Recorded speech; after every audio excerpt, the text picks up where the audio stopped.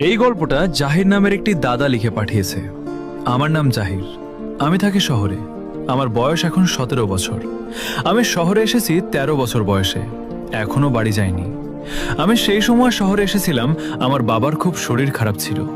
সেই সময় আমি লেখাপড়া বাদ দিয়ে শহরে এসেছিলাম কিছু পয়সা রোজগার করার জন্য। তারপরে সব ঠিকঠাকই চলছিল। হঠাৎ একদিন মায়ের ফোন এলো।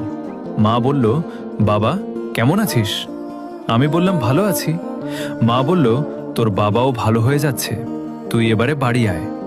আমি বললাম, ঠিক আছে। তার কিছুদিন পরে গ্রামে চলে গেলাম। তারপর বেশ ভালোই কাটছিল। কিছুদিন যাওয়ার পরে হঠাৎ একদিন বাবা বলে উঠল, তুই বাড়ি বসে শুধু ঘুরছিস, কাজকাম করিস না। সেই সময় আমার যা কষ্ট হচ্ছিল, তখন মনে হচ্ছিল মায়ের কথা শুনে বাড়ি আসাটাই ভুল হয়েছে। তার কিছুদিন পরে আমি আবার বাইরে চলে এলাম। আজ 4 বছর হয়ে গেল, আমি এখনো বাড়ি যাইনি। মা ফোন করে আজও কান্না করে, বাবা বাড়ি আয়। কিন্তু সেই দিনের দুঃখ কষ্ট বাড়ির পথ ভুলিয়ে দিয়েছে আমার।